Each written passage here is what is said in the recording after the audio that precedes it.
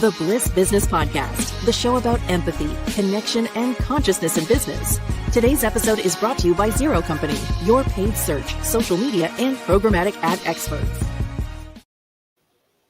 Welcome back to the show. Today, we're having a very special roundtable discussion on a topic that affects all leaders and change agents, how we navigate generosity and animosity in times of change. So change is a constant in business and life, and I think we're seeing a lot of that now. But why do some people embrace it while others resist it? And how can leaders remain self-aware, emotionally intelligent, and effective when facing resistance? So to explore this, we have an incredible panel of experts joining us today. Let's go around the room and have each of you introduce yourselves and share a bit about your work in leadership and change. And I also want to ask you to share why you think this conversation is important now, especially with the emotional challenges society is facing. And we've got the growing impact of AI on jobs, and there's economic uncertainty, and just a broader need for human connection in times of disruption like that. So let's start with Jose. Start with me? I thought we were going to start with Lisa. She's more important. My name is Jose Leal. I been doing this, I can't remember, but it started with Doug a few years ago, reaching out and having a conversation around, for me, I'd done 6 startups and got acquired, got into corporate, did 10 years as VP and went, oh my God, I can't do this anymore. I quit the industry, I quit the job, and really just sort of went and hid off for a little while until I could figure out what it was that I wanted to do with myself. That led me back to California, back to the Bay Area, got introduced to Doug, have no idea how, but thank God I did, because it really just changed the way that I started thinking about how we were going to deal with this. I was thinking that we needed to fix the organization and fix the way we were doing the organization. And over the last, it's too many years to count, it's been a bunch of years, I've come to the realization that what we need to do is really rethink how we've organized society and our structures and the way we see ourselves in life.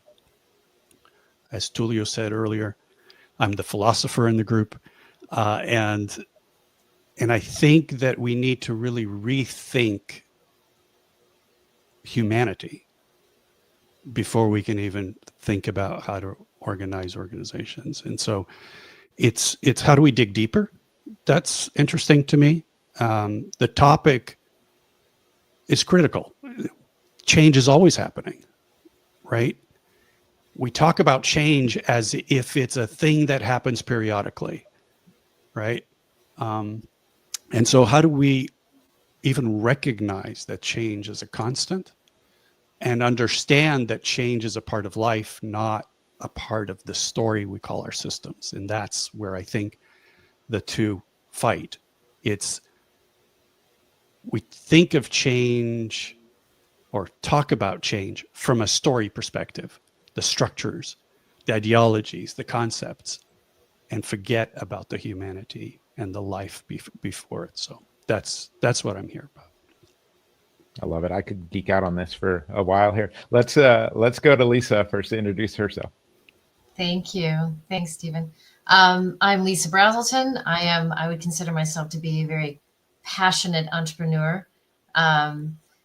I have about 30 years, started 8 companies, and that turned my journey into just absolutely loving what I do now, which is coach and consult executive leaders. And as I was saying earlier, I think that it is in the space of, as a leader myself, and I'm happy to, I guess, not to be managing people anymore because it's a very lonely place to be. It's hard to be a leader. And I would say even harder today with all the things that, we mentioned at the very beginning of the podcast, and to take a different approach to why this conversation is important. And I think that when we can take a step back and understand how to cultivate our consciousness and start to have some awareness and understand the emotional journey that individuals are on.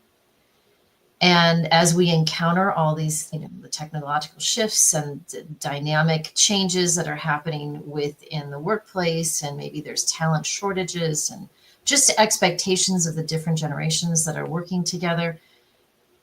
As Jose said, this change is a constant, it's fluid. And how can leaders navigate this fluidity that we call change?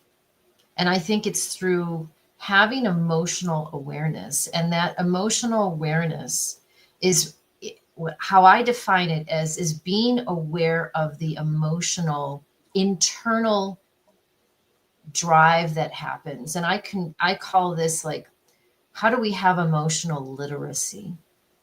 And once we understand how to have emotional literacy, that is where I think new leaders in this next, I'll use the word new earth, the new way of doing business is actually going to be one that brings about higher consciousness through the tools of things like intuition, different spiritual sciences. And it's about time we have the conversation. So I think it's very timely. And I think more and more people are open to new ways in which to lead. And we're at a very critical juncture right now in humanity. And I love Greg Braden's way in which he talks about that we have to remember our humanness, regardless of AI's rapid change that we are all experiencing. When we can understand that the importance of our humanness, then we can tap into the innate gifts that I think we all have, and to really cultivate that and to use that within business as team, as leaders. So I'm excited about the conversation. Yeah, I love it. Especially, I mean, you're talking about really, we know where consciousness is going, and that was kind of, you're talking about like the future of consciousness and how more and more of us are really going to come up to some of those traits that you're talking about, like having empathy for where people are at in their consciousness journey. So this is going to be great. Doug, let's go to you. Thank you, Steve. It's great to be here. Thanks for having me. It's great to see Jose again and to meet Lisa. I'm Doug Kirkpatrick. I learned my business skills at a startup called Morningstar here in Northern California in the 1990s. Morningstar is a high-tech, high-volume food processing company. We grew from zero to become the largest tomato processor in the world, a billion-dollar company with thousands of colleagues. No one is referred to as an employee. Everyone is a leader. There are no bosses, no managers, and no titles, no command authority. So now I speak, write, and consult on the future of work and organizational self-management, giving people tremendous amounts of freedom and autonomy, coupled with accountability. And one of my great experiences was a podcast I did with Bliss Business Podcast. And I love the acronym Bliss. It's building love into scalable systems. And so I've been wrangling with the question of what does love have to do with work for over a couple of decades now. And I'm now also deeply involved in the tech world, designing systems that allow individuals and teams to communicate at scale without having to have meetings. So getting past the idea of scalability challenges is a huge focus of mine at the moment. So I liked the show notes and the conversation direction, talking about the emotional challenges. You know, we like to think we're unique. In some ways, yes, but in many ways, no. We've had incredibly horrific disruptions in the world. And think about the Civil War. America had 5% of its population were casualties or killed in the Civil War. It'd be 16 million people today in terms of the population size.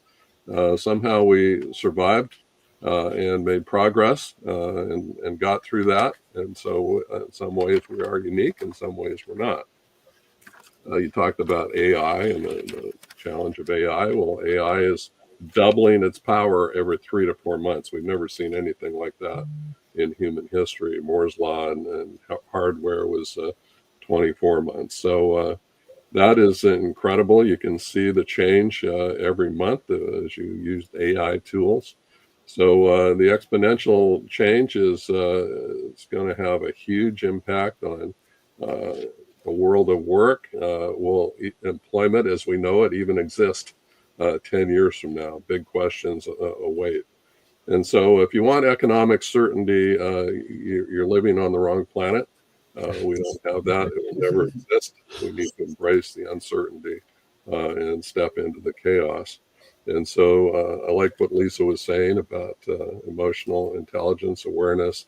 We need human connection.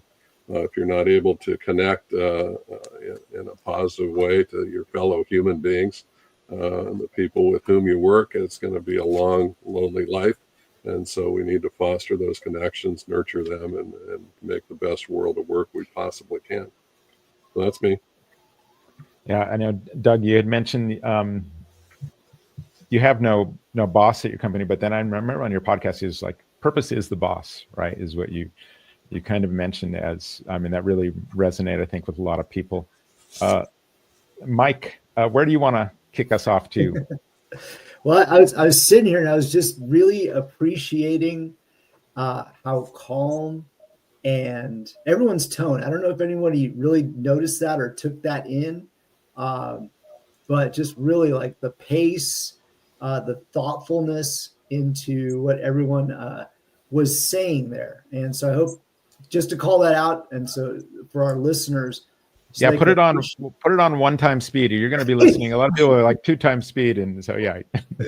Yeah, I mean that was beautiful. Dosage of peace.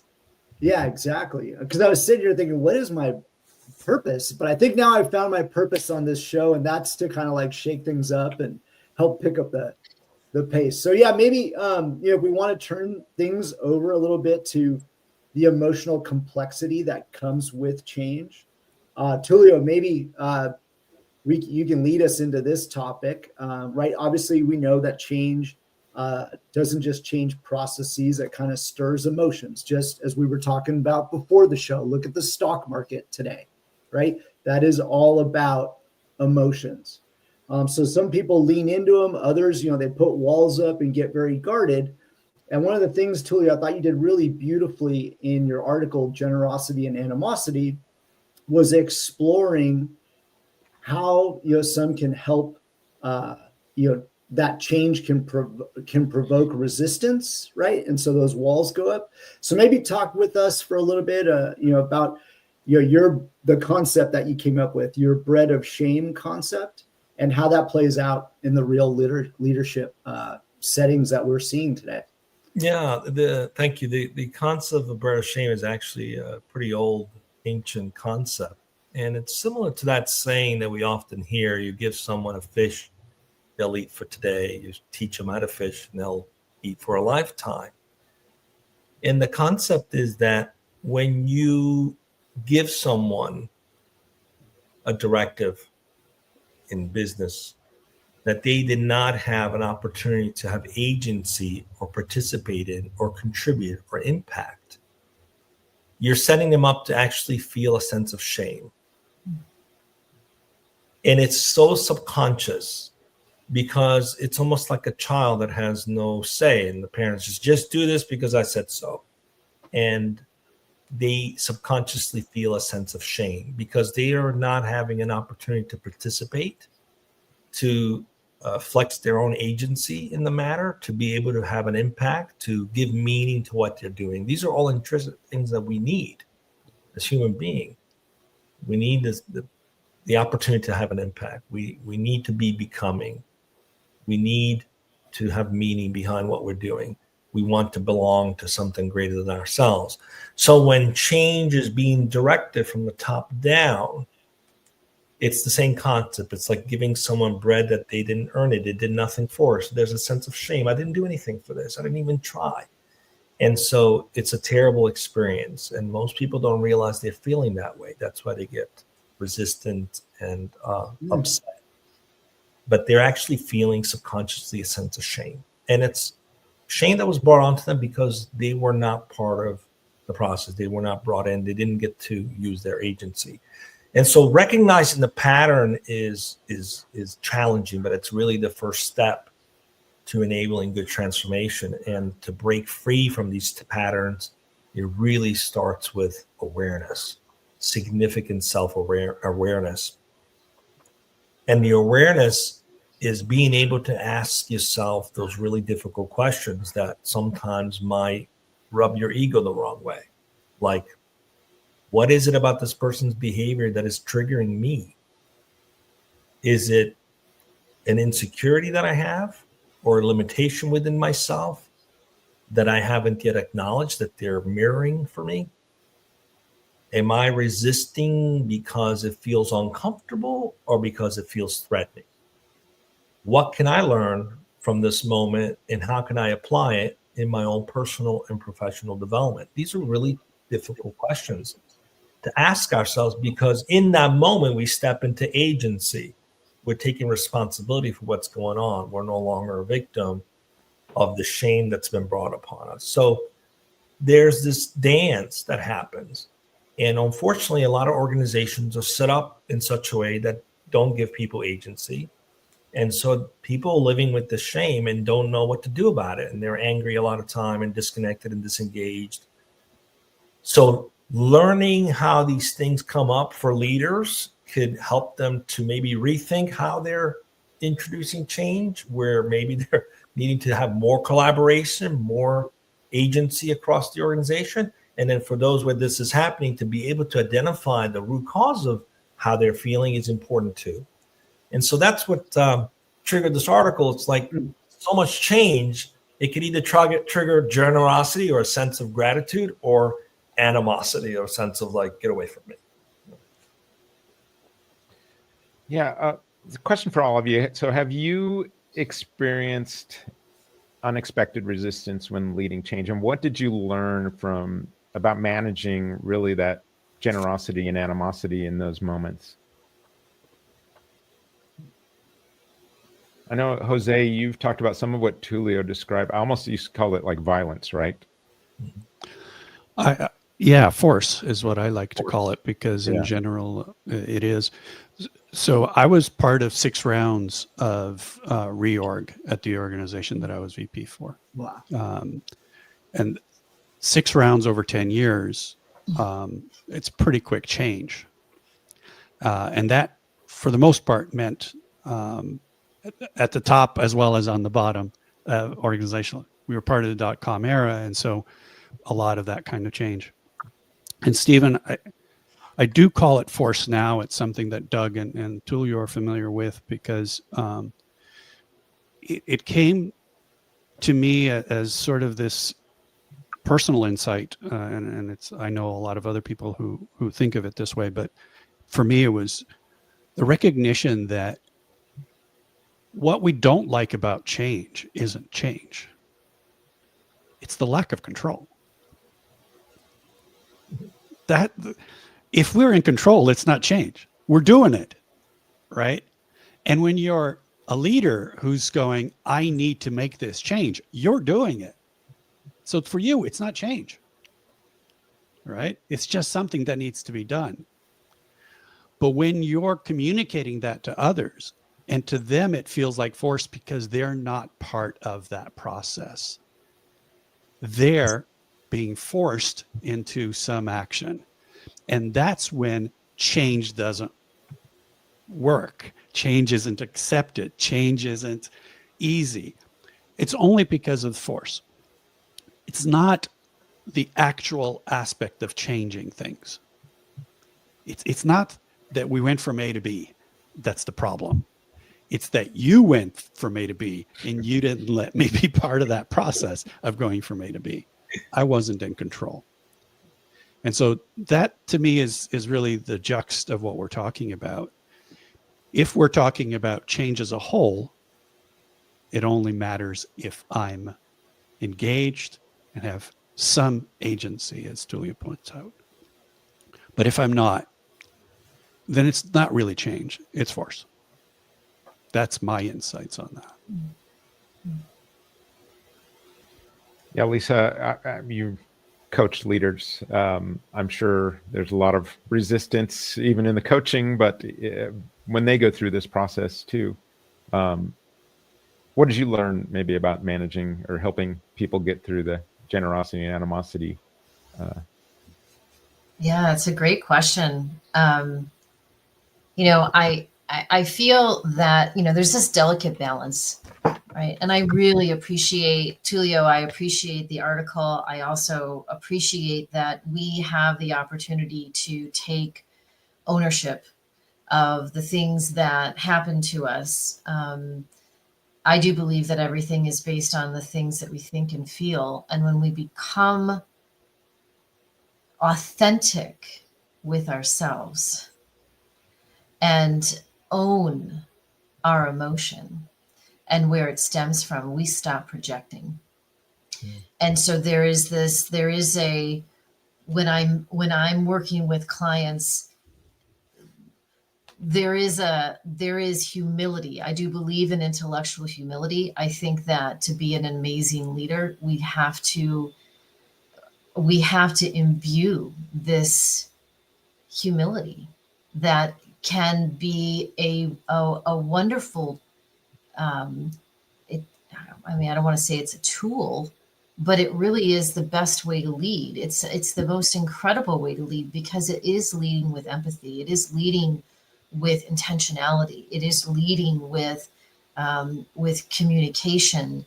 And in my experience of being a leader, I had very little resistance, because I really believe that inclusiveness is the key to success with any organization.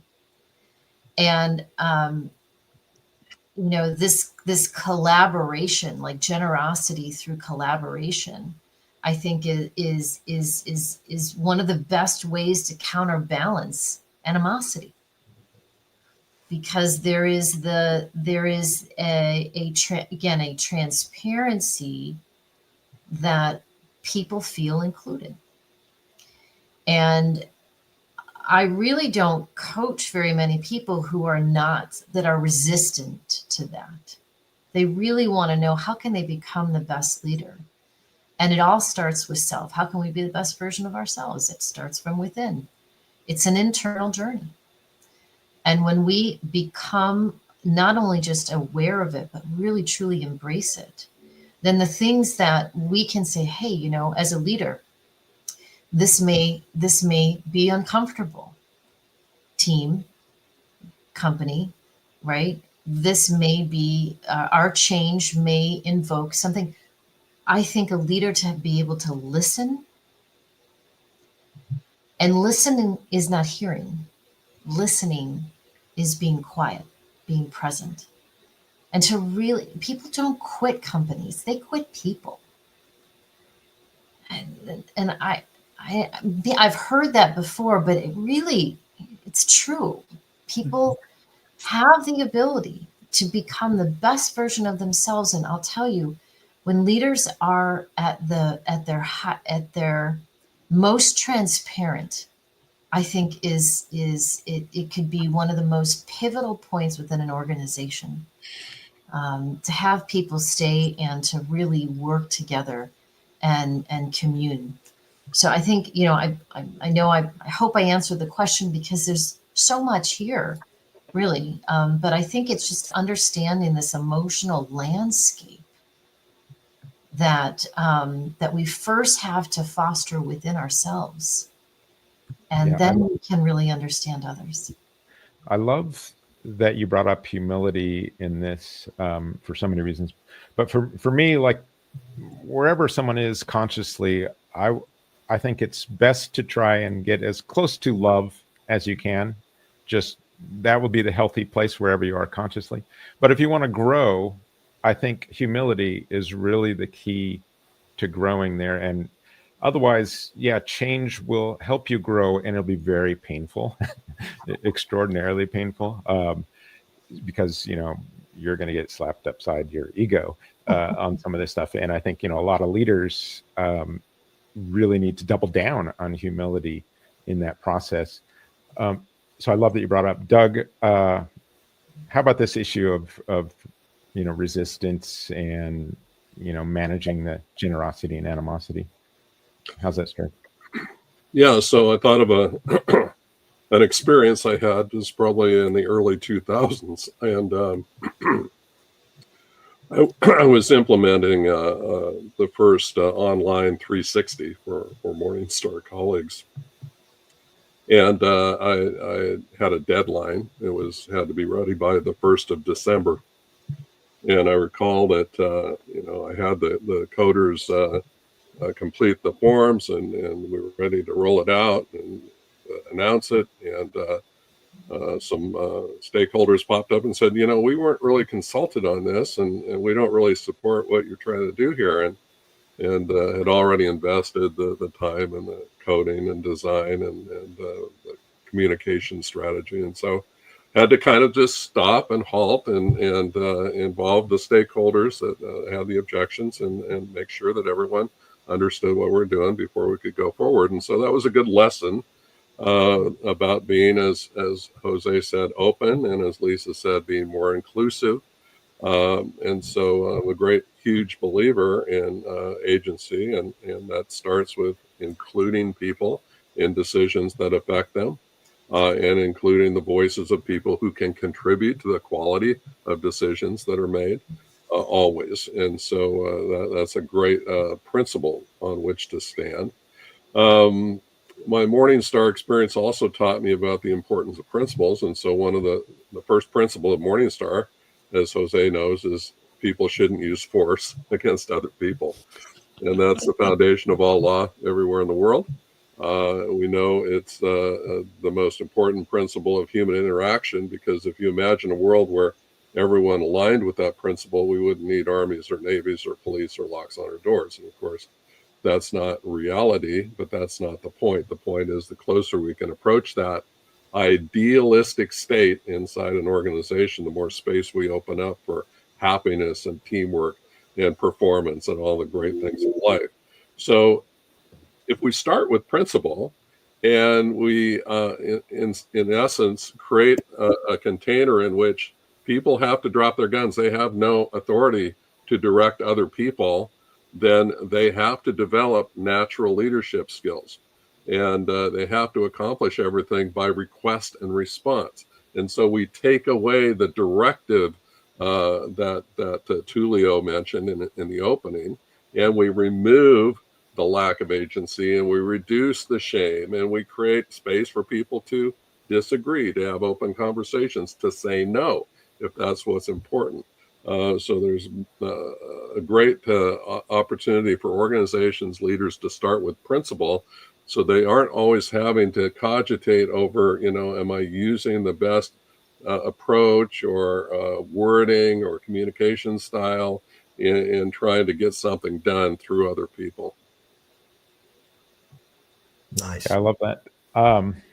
You know, and you mentioned, like, society kind of growing toward using less and less force, and it may not seem like it right now for people, but really, if you do step back, you know, and you got to step back maybe decades, centuries, but if you just look at the progress, we have made progress, and it's not always evolution's not always pretty, but it is beautiful, I think.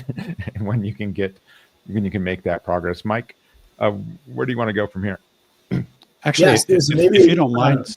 Yeah. Sorry, go ahead, Stephen, I was just going to add a little bit to that, because I don't think we have to go that far back. You know, I was born in Portugal, and as a kid, I remember like I had to kiss the hand of my godfather, the priest, the town doctor, as a child.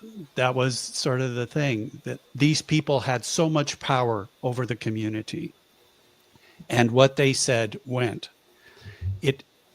We forget how much we've, in the past, in the recent past, imbued on people in our society, teachers, mayors, and so on and so forth, that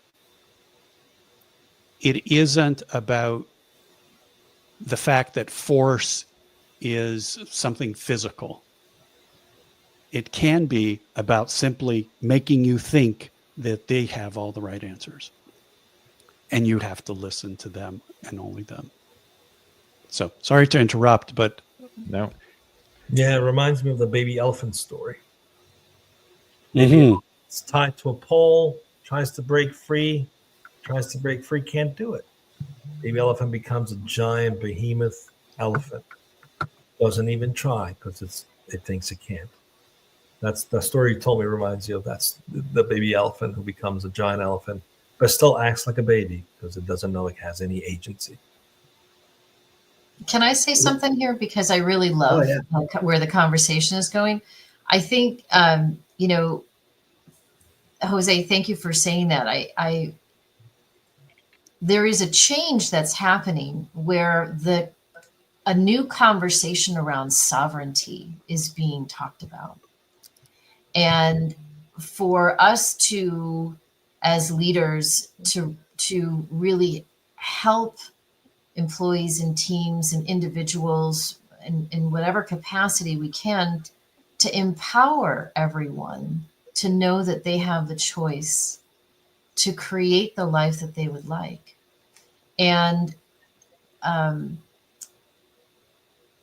lot of work that I do with clients, we do take a journey around childhood, because it's always important to know where are certain programs and limiting patterns and beliefs, where do they stem from?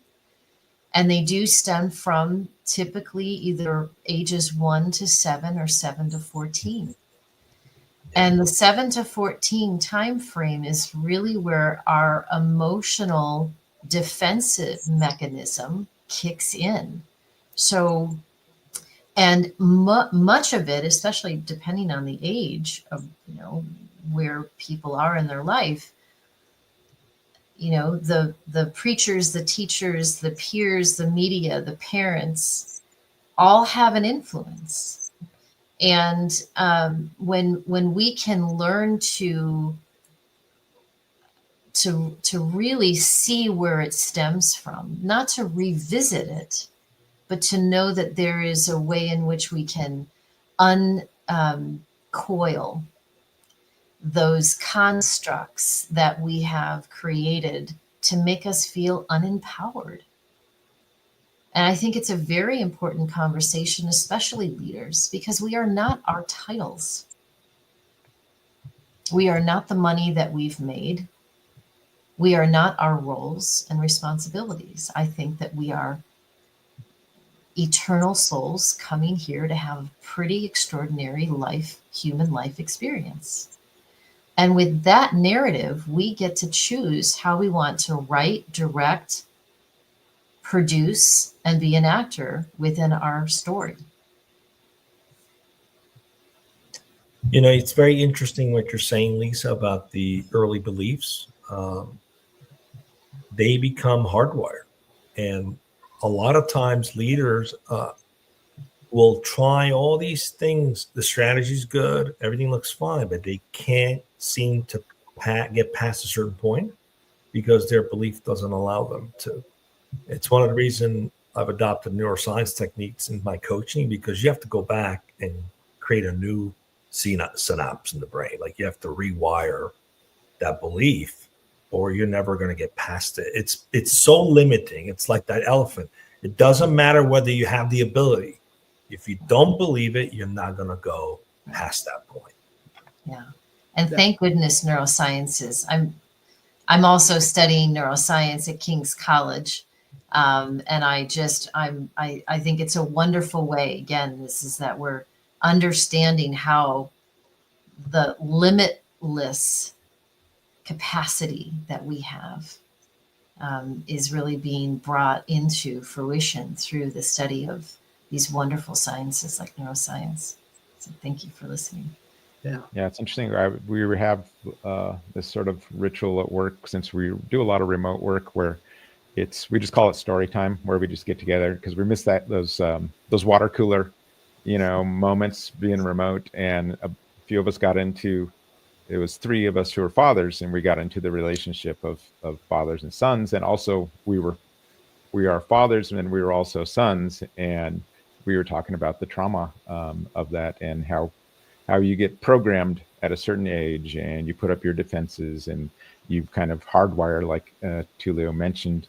And then as you grow older, if you're lucky, you can recognize how that has impacted you, and you can uncoil or rewire to that extent. But we were just having that conversation yesterday. Mike, we have very enlightening conversations around here. It was very enlightening, for sure. This is a water cooler. This is our water cooler conversation yesterday. Exactly. It makes and I said, like, someone's going to pop in this meeting, and they're probably going to see 3 guys, cheering up over father and son, play the Cat in the Cradle song or something. And we got those too with a lot of tears too.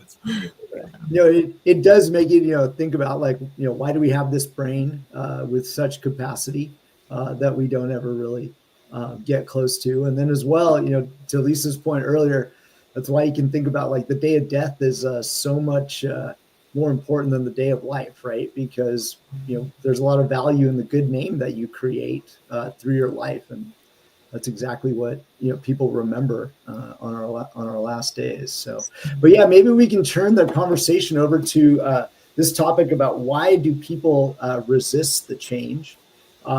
We've heard powerful stories of change. Some that you've even shared here on this show. So now, why don't we dig into the why, right? The reason behind that resistance, and then what drives the resistance. So, maybe. In your experience, Jose, Lisa, and Doug, can you share with us your perspective on that why some have this resistance? Well, part of it. Go ahead. Thank you, Doug. Go ahead. I was going to say, I think I already have, so I was going to pass it on to someone else. Part of the answer, I think, has to do with how leaders think about leadership. I mean, if you think of your job as a leader as getting people to move from point A to point B, you may be setting yourself up for failure. So I enjoyed the conversation about the childhood aspects, and Tullio mentioned parenting in his opening. My dear friend Peter Kessenbaum, a great workplace philosopher, said that the job of leaders is that or the job of parents rather, is to help. They're 100% responsible for the way their own kids turn out, 100%, because they're in charge of formation, of behavior, and all the rest. But the way they achieve that is to make sure that their kids understand that they're 100% responsible for the way they turn out. So it's a very important nuance that a lot of parents don't get, and a lot of leaders don't get. You analogize that to leadership in organizations. If you have a high level of commercial responsibility in an enterprise, you're a CEO, for example, you're 100% responsible for the way your company turns out and for the success or failure of a change initiative. But the way you achieve that is to make sure that everyone working with you in the enterprise feels that they're 100% responsible for the way that change turns out, or the way the business performs. And so if you see your job as a leader just moving people from one current state to a future state, you're missing out on that rich environment of helping people understand and internalize the importance of making sure that everything works in the direction that to which they've agreed and aligned. So it's understanding the nature of leadership itself, I think, is really at the core of this. I'll go. I feel like, honestly, why do people resist? I mean, that's really the question, right? Why do people resist the change when life is fluid? And I think that resistance, it really often arises from the need for stability during uncertainty. And I like to use the acronym FEAR is false evidence appearing real. I don't know if any of you have heard that before. It's been around for a bit. And, you know, this is this belief that there is, you know, unknown. It really does heighten the need for control. So I think underneath the resistance is the inability to be what I call fiercely flexible in life. And I don't know where we're taught that. Where are we taught the skills of resilience? You know, one of the things I didn't mention at the very beginning is that in 2020, I decided to take on the education system. And because I believe that we as leaders can be conscious leaders, I think organizations can become conscious enterprises when the leaders are conscious. I also believe that teachers can become conscious educators. And where are we teaching young people, our children, these very important skills about resilience, about emotional intelligence? And so I believe that resistance really does happen often because there's a threat, and that threat is really just not a behavior that's been taught how to navigate through. And I think when more leaders and just individuals that open up the dialogue for something different, I think it really will be more of a pathway to releasing the barriers that are often there, that are just one of those. It's an unconscious, almost an invisible barrier that we often experience. So I think that's one of the great reasons why people resist. Yeah, I think without a doubt too. And Jose, earlier you were saying, you know, in terms of uncertainty, right? So that's why people, you know, put up this resistance. Yeah. Is there more to that you want to maybe add, or? Yeah, I agree with Doug that our definition or our view on what leadership is a big part of the problem. But I think that our society's view of what living is fundamentally a bigger part of the problem. We think of life through the stories we've built about what our structures are, what our society is, what our organizations are, what leadership is, what a boss is, what an employee is, what being employed means, what having a job means. All of these things create a narrative, if you will, around how our brains see ourselves, how we see our relationship with one another. Life itself is meant to serve life. That's what we do. When Doug was talking about, you know, being responsible for our children, right? That's the innate desire that we have. And Lisa said she didn't know where we learn to not, you know, take care. Paraphrasing, of course, I believe that we get it beaten out of us. Our schools, our communities, our workplaces basically tell us that we have no agency, and so therefore we have no agency. And it's this self-correcting, or uncorrecting process of the more you believe you have no agency, the less agency you have, and the less someone else has the power over you. Yeah. And so, yeah. And so I think, just to wrap that up, Tullio, I think the understanding that what drives human behavior is essentially this desire to connect, this desire to help, this desire to be with. And we don't allow those desires to express themselves, and we end up with what we've got. Yeah. And part of the problem also is this desire to be helpful, sometimes masked in a way to shelter someone, like your children, from challenges, that you give so much to them that in actuality, you're not really helping, because you actually cannot build resilience and endurance without any form of hardship. Hardship is what creates resilience and endurance.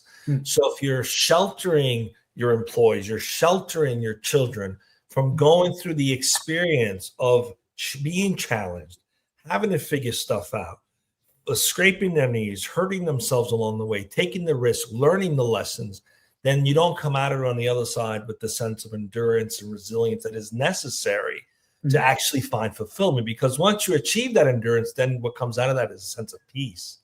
And that peace is what produces a sense of fulfillment. Yeah. And we're trying so hard to just make it so easy that it actually, the opposite is happening. Teach them to fish. Yeah. Yeah. And you see that happening in all parts of society. I even think of, the way that we manage our debt in this country, right? As we were going through this COVID, we were going through the financial crisis, due to mortgages. And what do?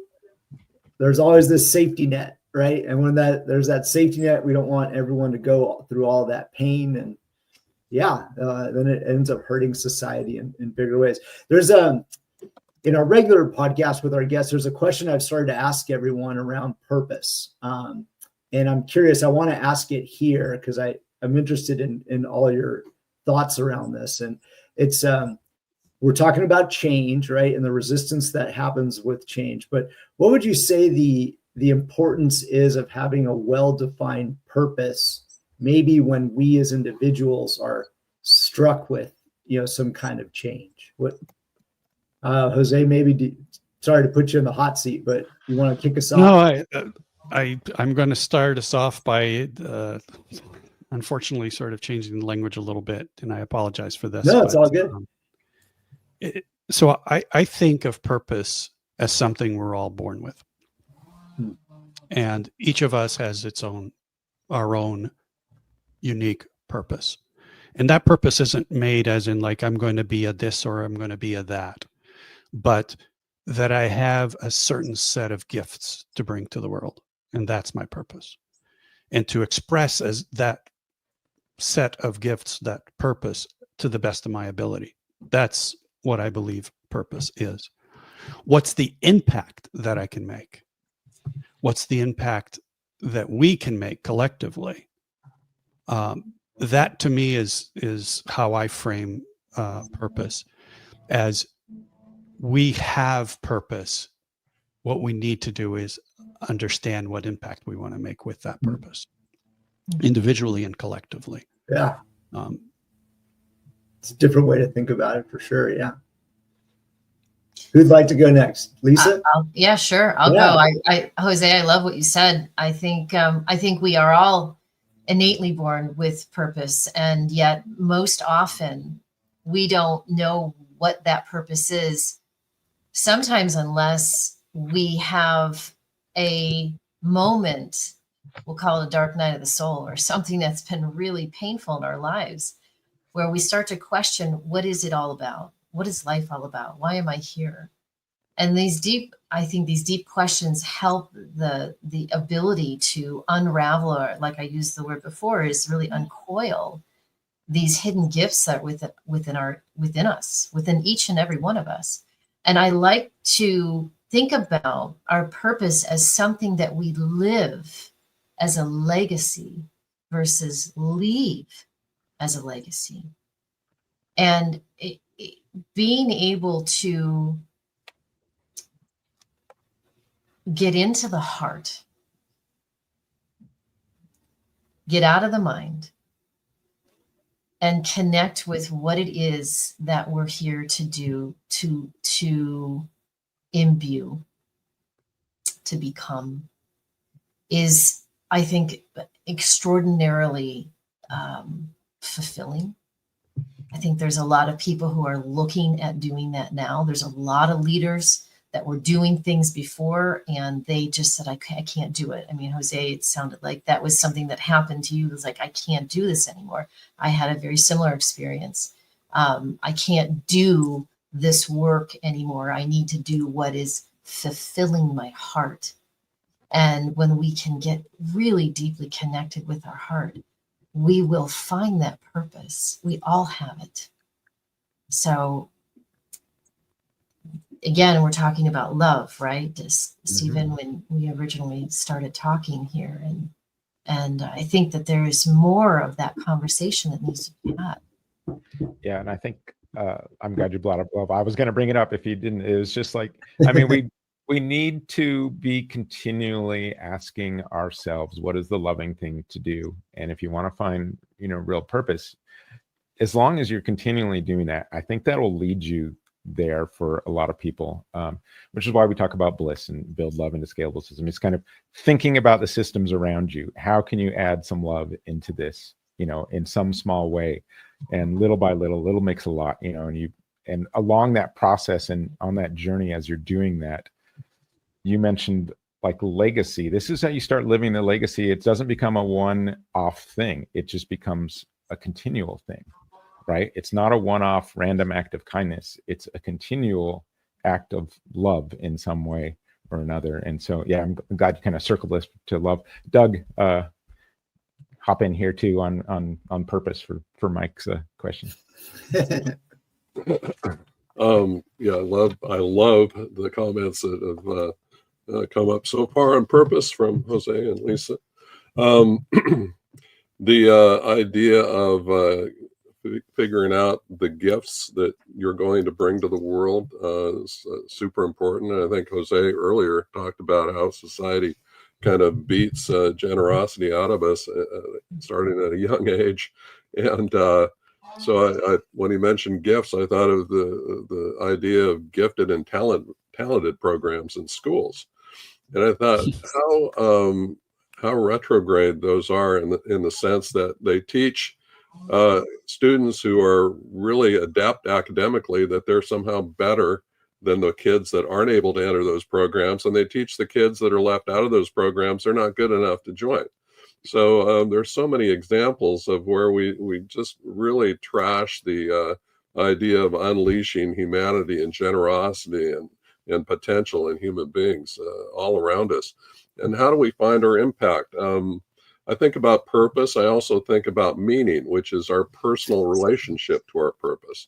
And again, my dear friend Peter Kessenbaum said that if you can identify the meaning of your existence, then you can transcend time.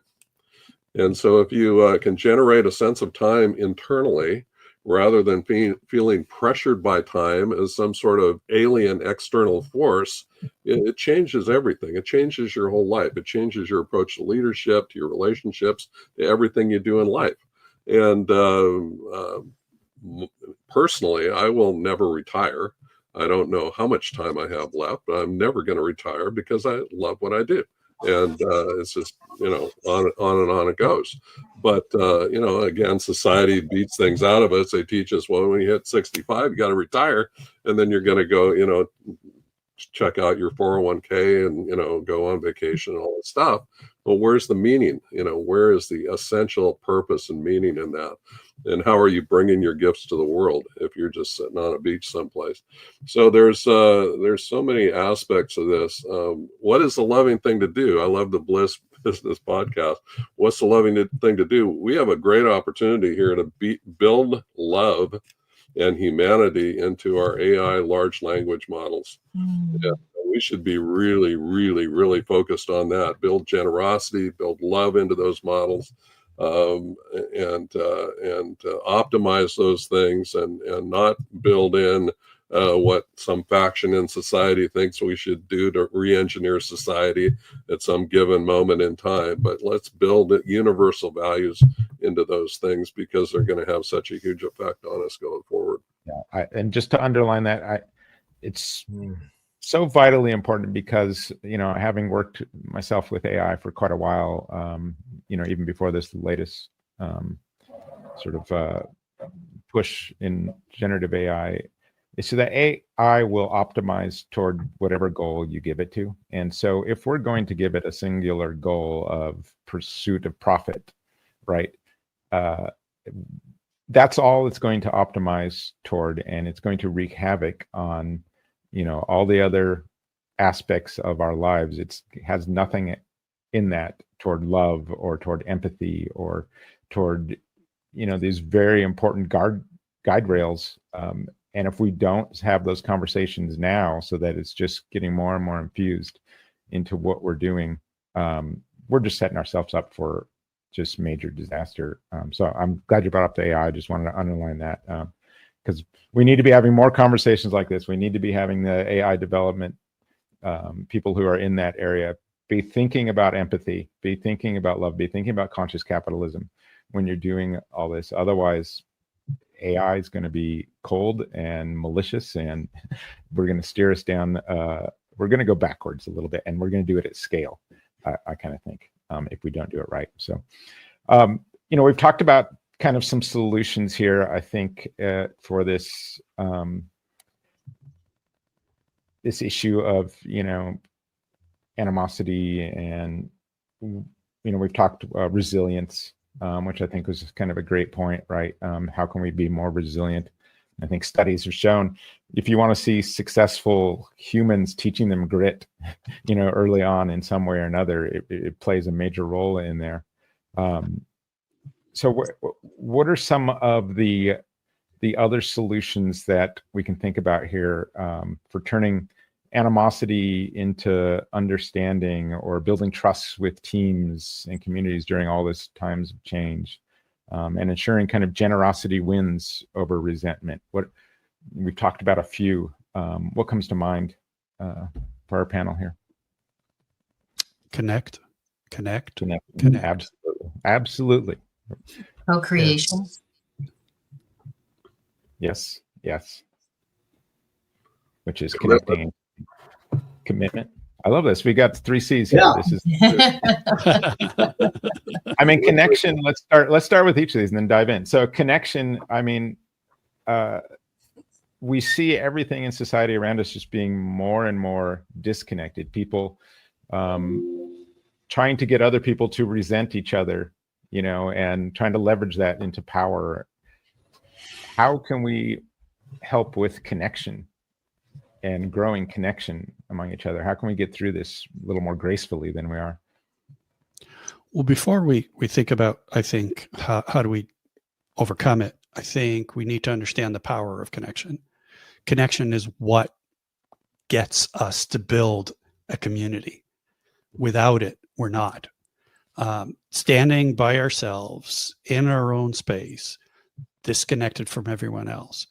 The story is the power, not life, because we're not engaged with one another. We don't care for one another, and we cannot care abstractly, right? It's the old thing about, if we show the picture of the African child who's starving, and we tell people the child's name, then money pours out. But if we tell them that 1 million kids are dying, the money doesn't pour in, right? It's about connection.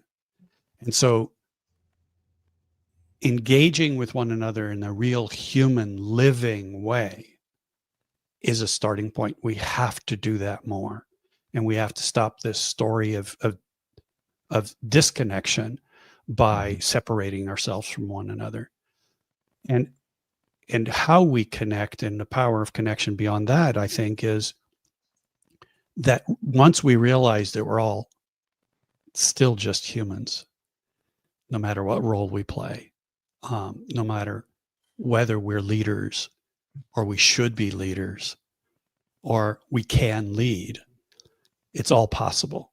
It's just a matter of coming together from a place of recognizing that we're humans and we need to look at each other in the eye, not looking at each other in the resume. Yeah. Right. Yeah. That's where the difference is. I always say make connection a goal. I mean, so if you're having those tough conversations, those tough things, make connection a goal.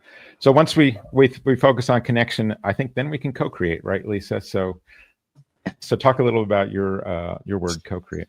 Yeah, and I do want to just add one thing that Jose said is that we are all interconnected. We cannot not be.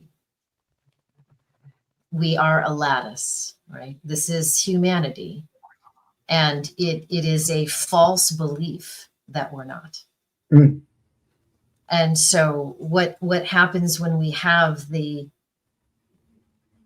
when we accept and embrace our humanness, that we are all interconnected, and our thoughts and feelings and beliefs and our emotions and our actions are going to directly and indirectly impact everyone that is in our sphere and not necessarily in our sphere.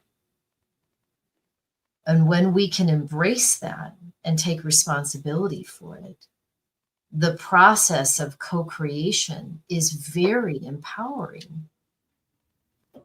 And we then get to know that it's because of our humanness that we need each other. We need each other.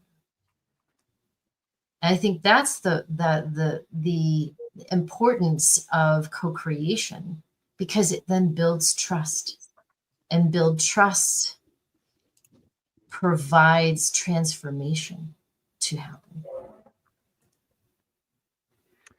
Yeah, and I think something I just wanted to add. I had a mentor once that said to me, cancer is a spiritual disease. I said, what do you mean?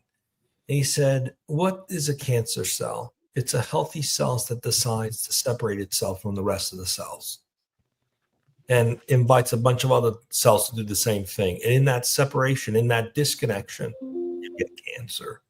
And that's exactly what you're describing in society. There's a lot of cancer today. Well, technically, there's actually a lot of cancerous cells that are important for the body to have. It's the ones that go rogue, Right, that create that metastasize. Yeah. And so, we need those as well. Like we need viruses to be healthy. Right.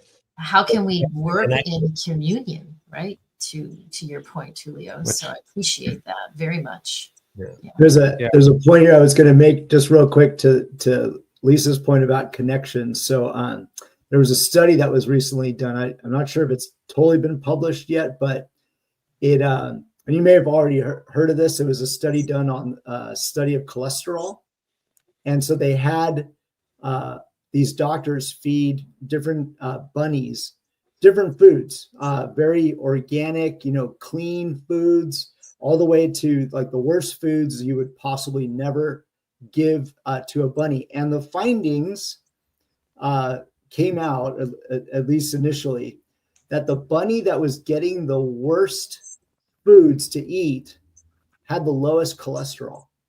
And so this baffled the researchers. And so they wanted to go in and see, how was it that this outcome had resulted. And so it was in the manner that the researcher was feeding the bunny. It would feed it, it would talk to it, it was petting the bunny. And so now the researchers have even found that maybe perhaps the mood that we are in when consuming food could impact our own health. So I just thought I'd leave that there, because obviously that researcher had created some kind of connection with that animal, and it turned out to be a better result. So just to the points about connection, right, and the importance of it.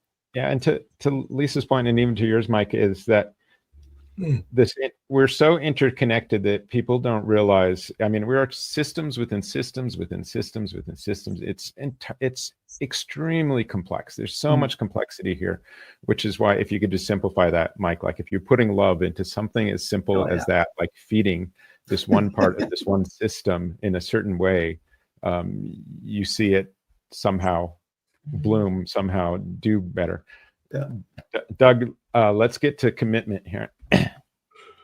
I would love to. I've got to react to Michael's story about the book because I have a friend, Paul Zak. He's a neuroeconomist at Claremont University. He wrote a book called The Moral Molecule about oxytocin, and it's the trust molecule. So if you give someone a hug and you get like 20 minutes of a natural high, it makes you feel good for at least 20 minutes. And it's also called the trust molecule. And so at Morningstar, we've been experimenting with wearables, and we can actually measure people's reaction to various parts of trainings and workshops that we deliver in real time, like second to second. So this idea of the petting and the reaction is quite interesting to me. All right, wait, Doug, explain this again. You've got wearables and you are real-time monitoring. Yeah. And the company will probably shock people if they misbehave. Yeah, we'll deliver electric shocks and stimulate attentiveness. So Paul Zak, he's got a great website and software and the whole bit, but you can measure those things in real time. Okay. But so commitment is quite important. Keeping commitments is the basis for trust. Keeping commitments is the very definition of integrity. That's what the definition of integrity is, the degree to which one keeps commitments. And so commitments have language, they have structure, and they have a life cycle. And that's the atomic structure of work. There's no such thing as things to do apart from commitments. We do things because we promise to do them, either in a meta sense and an overall job description sense, or in a real, time daily sense. So commitment keeping is crucial to everything that happens. It's the second principle of Morningstar. It's fundamental to law everywhere in the world. Imagine a world where every single person always did what they said they were going to do 100% of the time. What an amazing world that would be to live in. And again, not reality, but that's not the point. The point is, the closer we get to that in an organizational context, the more space we open up for human happiness and teamwork and high performance and feeling good and all the rest of it. So commitment keeping is absolutely crucial. It's the foundation of all accountability. Polarity management is a job of every leader. What does it mean to be a successful leader? Well, yeah, you get stuff done, but you also have to do it in a way that elevates the human spirit and helps people feel good about what they're doing, and helps people understand that they're accountable. They're 100% accountable for living up to their own commitments. So commitments are really, that's the foundation of everything we do in work. And so helping people get their heads around that and understand that and exercise that is crucially important. Yeah. And one, I think that within self-management, Doug, right, it's imperative. So maybe we can stay with you, Doug, and we can talk a little bit more about organizational structures, give you a chance maybe to talk a little bit more about self-management, perhaps versus a hierarchical structure. And maybe how those structures or those models play either into fueling or diffusing what we've talked about today, the resistance to change. Any thoughts on that? I would say that it's easier to crowdsource opinions and thoughts and strategies and innovations and good ideas in a network structure where everyone has an equal voice an equal right to be heard. A structure is absent force, where no one has any authority to tell other people what to do or to fire anyone unilaterally. I would say it's easier to source those kinds of things in a self-managed organization. And at the same time, in a hierarchical, traditional, bureaucratic, top-down organization, it's absolutely possible for leaders to employ open leadership techniques, have crowdsourced innovation workshops or open spaces, or liberating structures. There's a whole portfolio of open social technologies that can be employed to give everybody a voice in the enterprise. So I would say it's easier in a self-managed organization. It's probably more natural, and people are probably more used to it in that kind of a structure. But these open ideas can be employed in any organization. It just takes willpower on the part of the people that are willing to lead those things. Good Doug, thoughts. do you have your for org sure. chart handy? Your org chart handy, Doug, with the I know he's got it. He's got it within reach somewhere. Yeah. So if you're there you go. So if you're not which way on is video, That's It's the just original cloud. it's like a constellation of connecting dots from different areas. If I were to describe it for those just listening, not your traditional org chart, top down, pyramid kind of thing. Where Lisa, Jose, you want to jump in here at all on the self-management discussion? Sure. I really want to acknowledge Doug in being so pioneering with such a large organization. And I find it to be just incredible, really. I love that your org chart looks like a mind map, which is where my mind always goes. Hierarchical structures within organizations is just old school. Period. It's old school. And not only, talk about lack of agency, but also absolute disempowerment. And that's not where Earth is going. It's not where humanity needs to go to in the next evolution of consciousness. And, I can look back and, this was a long time ago. Back in 2010, I had an organization. There's, at the time, there was only about 15 employees. I had some wonderful, wonderful people, but it took them forever and a day to get to work. And so I thought, well, why don't I just take it virtual? Typically ahead of my time a little bit. So I employed a consulting company and took the company virtual. And people thought, and I just were like, how are you going to manage everybody? And I said, I bet I'm going to get more productivity than I've ever had my entire life. And it was a team effort. I brought everybody together. This is what we would like to do. I don't like that there are days out of the week, given that there are snowstorms and, people would take 2 hours to get to work. I'm like, this is crazy. I don't want to endangering their life. Yeah. Right. I mean, and so everybody said, you know what, we're going to make a commitment. And everybody found a space within their home or in their apartment or whatever. And we took 6 months and we created a beautiful work at home environment. And there was more connection than there had ever been in that environment. And so I will say that, that self-management model is such an amazing way to bring people in that they feel heard. There is a collective and a collaborative decision-making. They feel like they're part of the organization. And I had someone with me for 13 years, and they thought for years that she was the owner. And I'll be honest with you, I was like, great. Perfect. Beautiful. It was wonderful. It didn't matter to me. Everybody was so happy. That fueled me. Nice. So for me, self-management or what we like to call co-management and co-ownership are the future. I think I agree wholeheartedly with Lisa and with Doug. I especially like to think of the network structure serving the 3 C's we just talked about, right?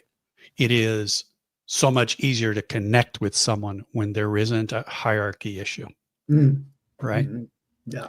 It is so much easier to co-create with someone when you don't feel like that someone is in another team and another organization and another division and another department, and it is so much easier to commit to someone when you're doing it out of respect, not out of having to because the structure says you have to. And so I'm going to keep this short, but it seems to me that really moving towards a self-management model, however we define that, is really the only way forward to do those things we've just talked about. Hey. Long term. Yeah, Love how you brought that all together, Jose. That was. I'm saying this is getting artistic here. We're pulling back into the conversation. Tullio, where do you want to go? Yeah, I think at this point, this has been an incredible conversation. Absolutely incredible. And you know what I love about these things is I always learn something new, and that's wonderful. And so, but before we wrap up, it'd be great to just kind of hear a little bit. 2 things. One, I'd love to get your one takeaway that you think leaders should remember when dealing with change. Let's start with Doug. You have to listen to everyone affected by change, and you have to invite people on a journey toward your envisioned destination. You don't get to command people unless you're in the military. It's a question of invitational leadership versus impositional leadership. Those are 2 different things. And so an open leadership approach of invitation-based leadership is crucial in this new world of work, networked AI world. And it starts with personal depth. That's courage, it's ethics, it's caring, kindness, compassion, nurturing, support, encouragement, empathy, all the things that we've talked about today. It's super clear about reality and constraints and resources and opportunities. And it's about having a vision of a desired future state into which you can invite people and not impose on them to march toward your vision of the future. Amazing. Lisa, what are your thoughts? What's a key takeaway leaders should take from this?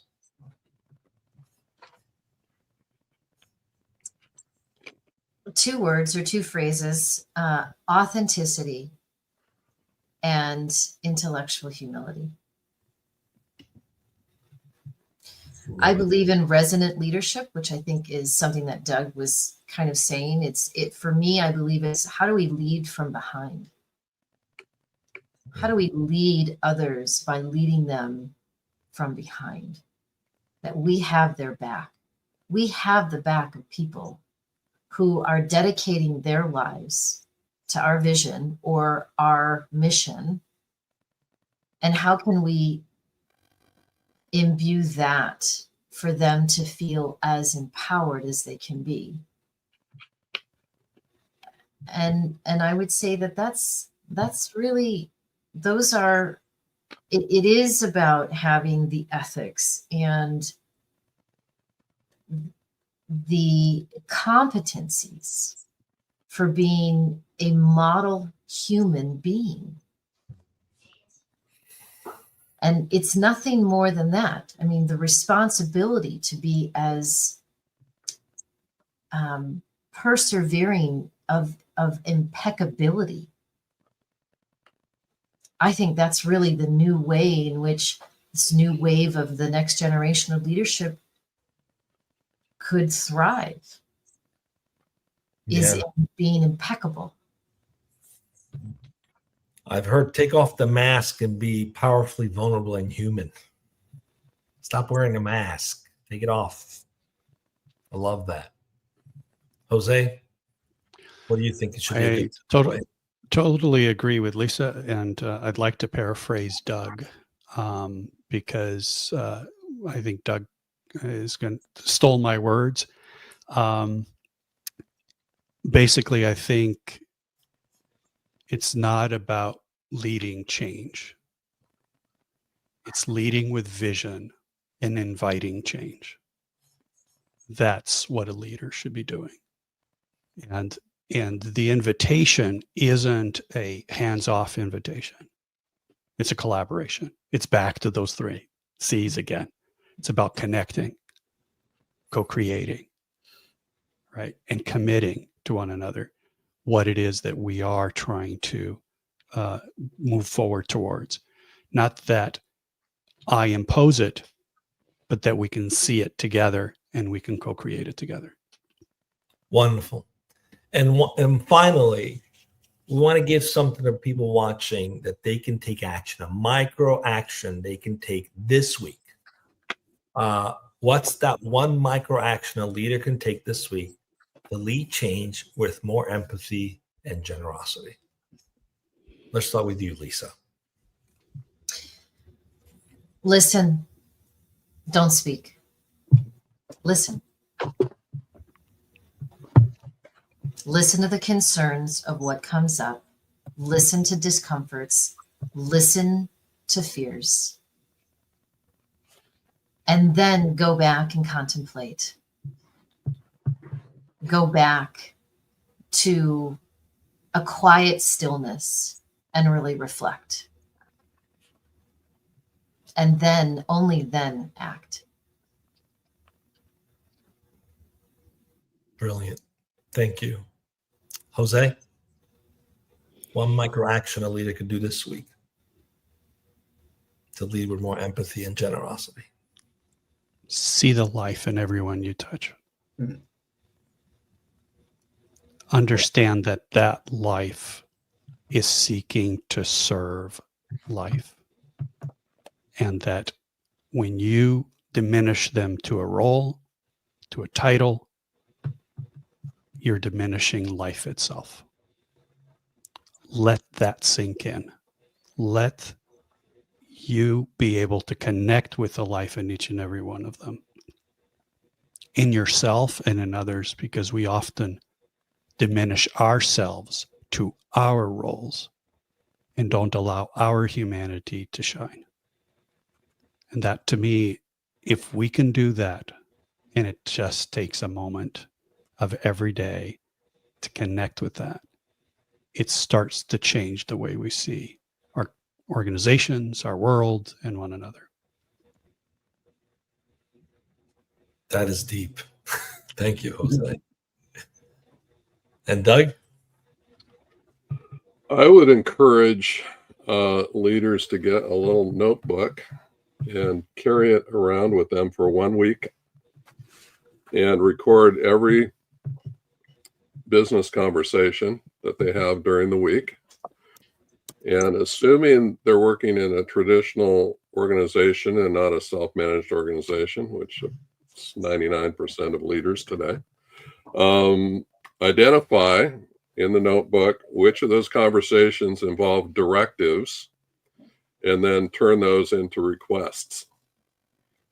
So you're consciously flipping the script on being a directive leader, and you go from imposing to inviting. I invite you to take us home, Stephen. Well, I've loved this conversation today. I mean, if we step back and we look that 3/4 of the workforce is disengaged and a percentage of those actively so, I just think of that as sort of this great tragedy of this opportunity to help people be more empowered, build more meaning into their lives. And we're doing the opposite, right? We're just having people kind of open up a vein, let the company suck life out of them when it doesn't have to be that. And it's often just even just a small little paradigm shift of just how they view the work they're doing, you know, in service of others, a lot of ways. And it's a great tragedy. And so I'm hopeful that this conversation at least will have people thinking a little bit about toward this problem that we've got worldwide right now. And things, I'm optimistic for the future because I know where consciousness is going and I know what it's going to demand from us. And it's all these things that we're talking about here. And I think the younger generations are getting that sooner, getting to that point sooner and understanding that sooner. So I am optimistic. These are definitely scary times with AI and, you know, all the things that are going on and all the disconnection in the world that we're creating, but very optimistic for the future. Thank you all for this amazing conversation. This was wonderful. And for our listeners, thank you for listening and stay tuned for more insightful discussions here on the Bliss Business Podcast. We'll see you next time. Thank you.